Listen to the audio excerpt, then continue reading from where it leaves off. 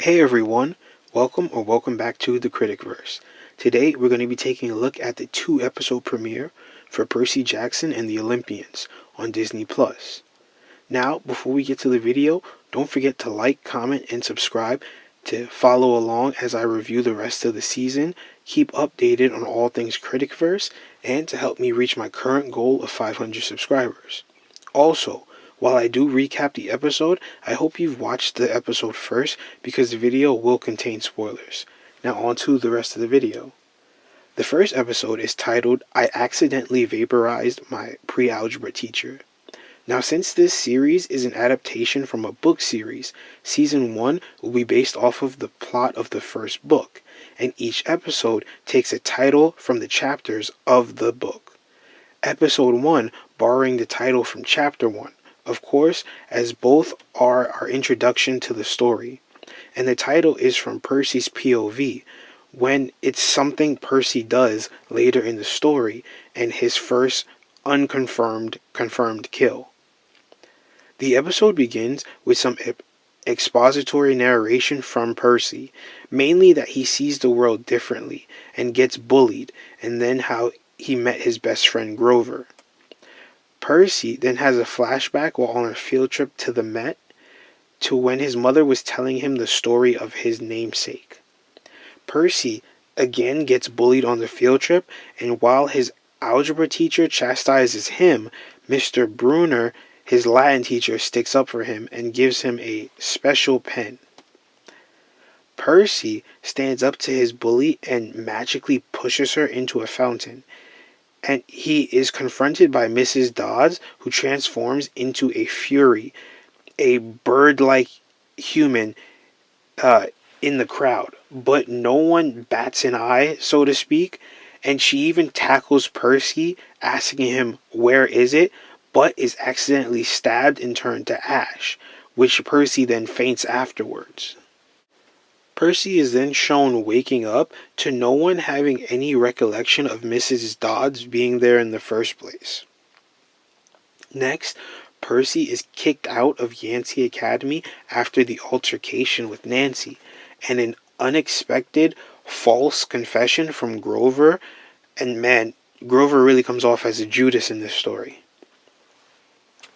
Then Percy returns home to his loser stepdad and his mom has set up a trip to Montauk for the two of them. Percy then has a heart-to-heart with his mom where she confesses that she met his real dad in Montauk and that he is a god.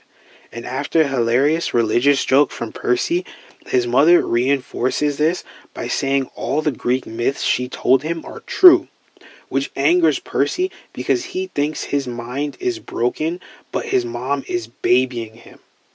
His mom then calls him a half-blood, and he starts to get some realization of the truth, as that's the exact same thing Mrs. Dodds said about him when she tackled him.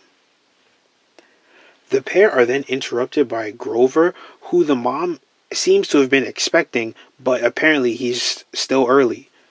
Percy can't help but notice Grover's legs are a bit hairy and that they look like a goat. Grover then reveals that he's a satyr, half man, half goat, and also Percy's protector. But also, he reveals that he knew about Mrs. Dodd and got Percy kicked out of school on purpose to protect him.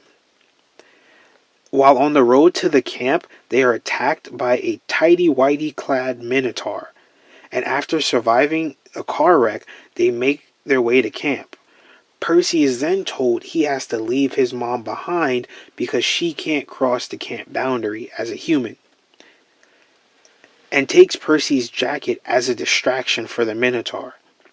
Percy then has to watch as his mother is vaporized in the Minotaur's grasp.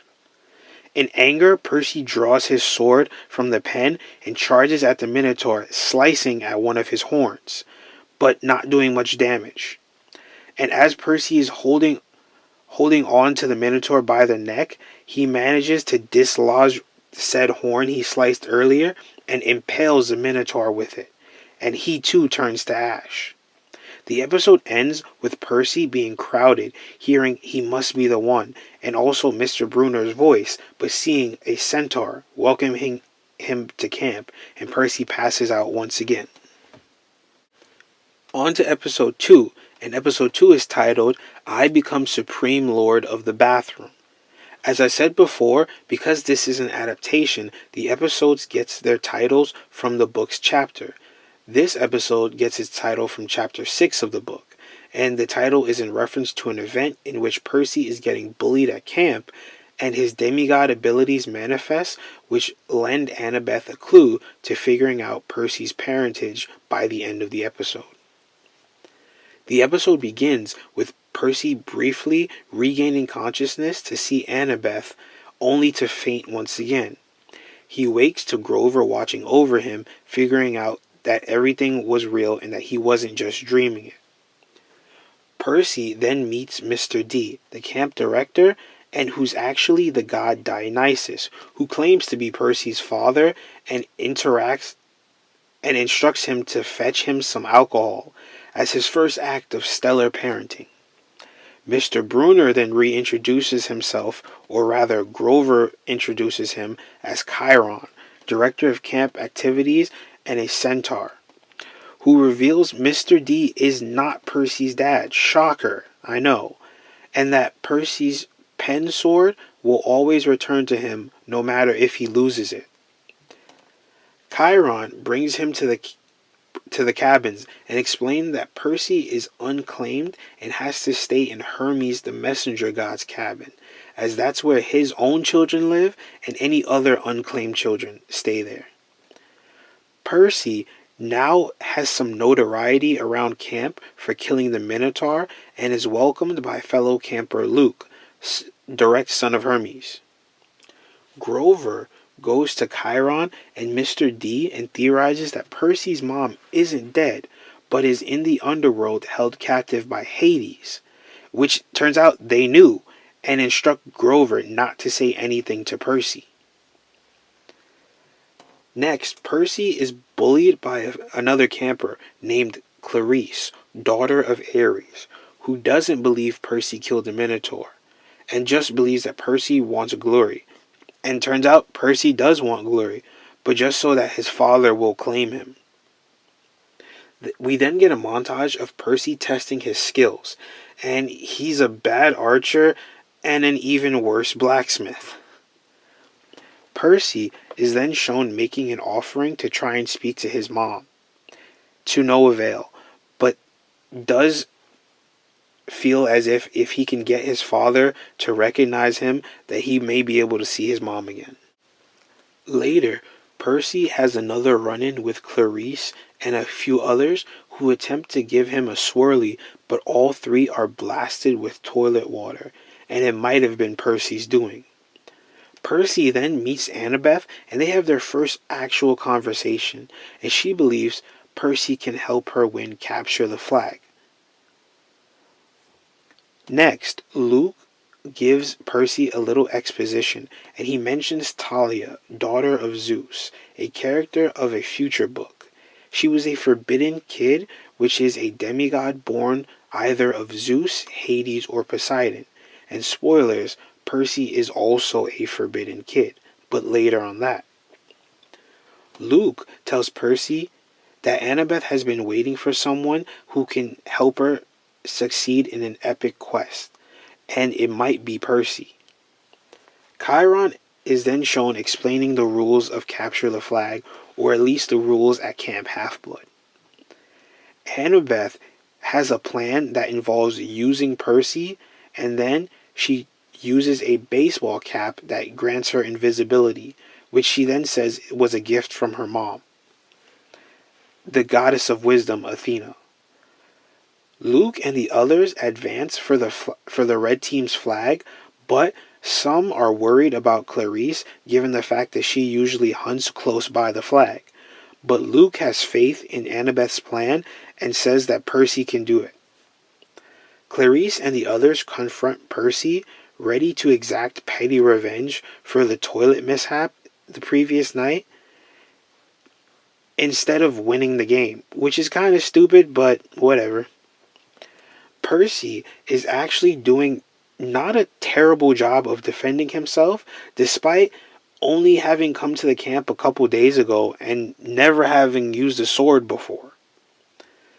The fight then leads to a beach type area where Percy breaks Clarice's spear while defending himself, but the blue team returns in time with the red team's flag winning the game, ending the fight before Clarice can take anything too far.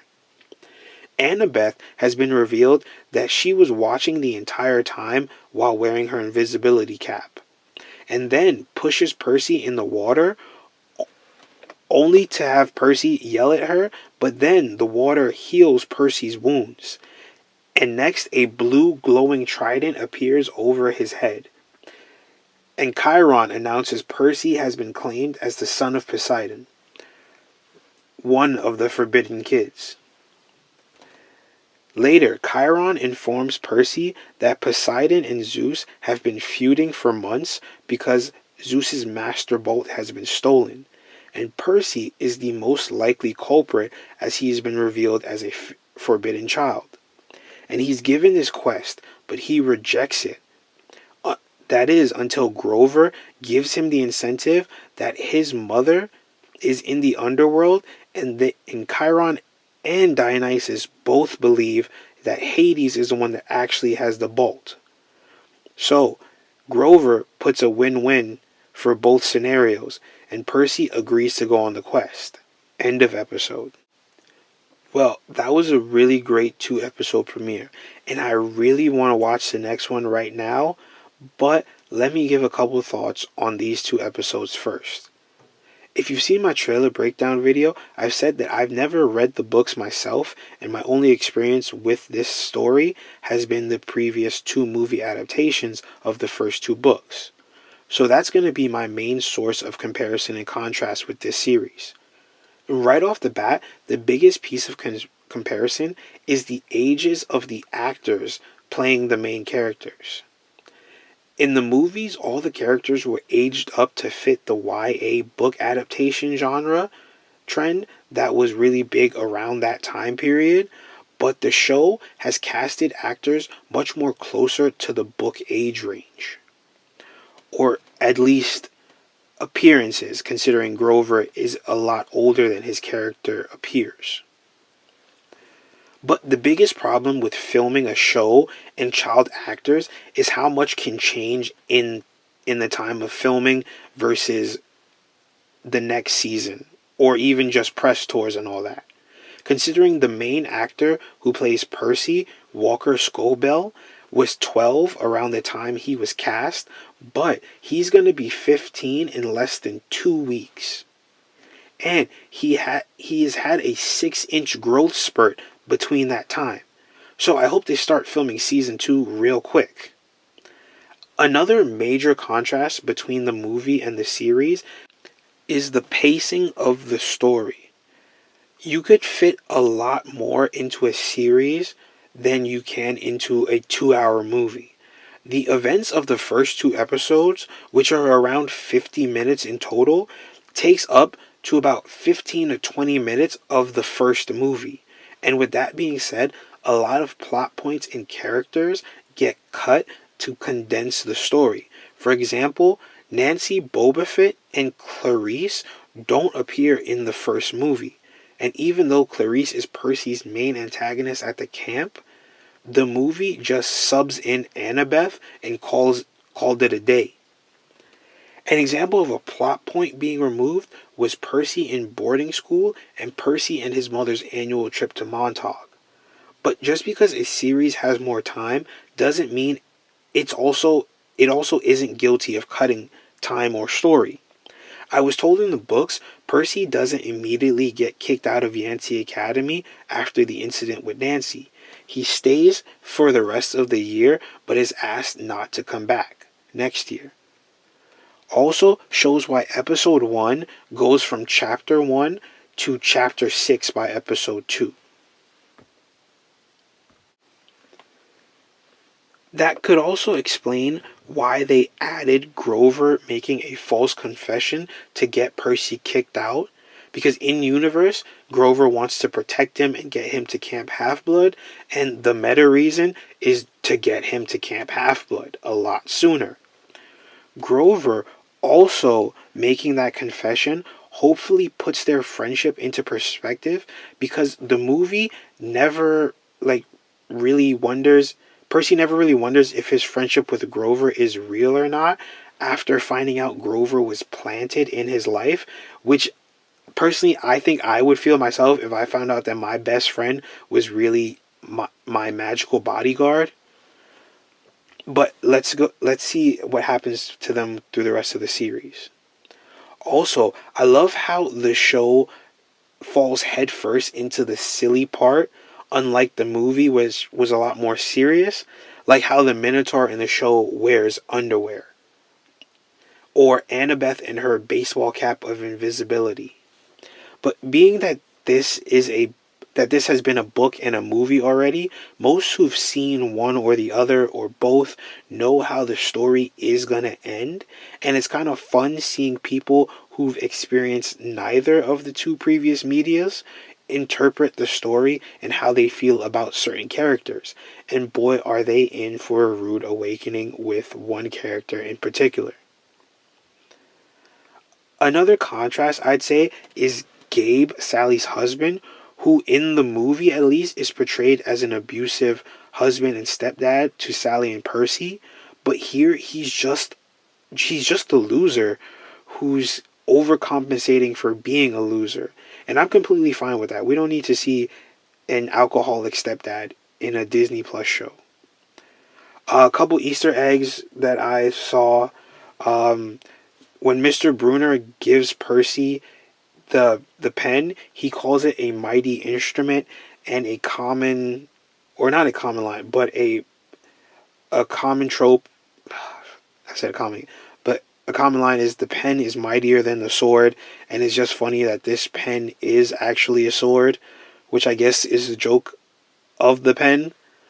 But also another thing, when Sally uses Percy's jacket to distract the Minotaur, Percy was wearing a red jacket, and red is the commonly used color to enrage or distract bulls. At least that's what matadors use. So she's using the jacket as a matador's cape, just like how the matador would use against a bull, which a minotaur is a bipedal bull, which is funny because the minotaur can switch between bipedal form and regular animal form. But anyway, those are all my thoughts on the 2 episode premiere. I can't wait for episode 3, which is actually coming out tomorrow from my perspective. So thanks for joining me in the Critic-Verse, and I'll see you to talk about the next episode.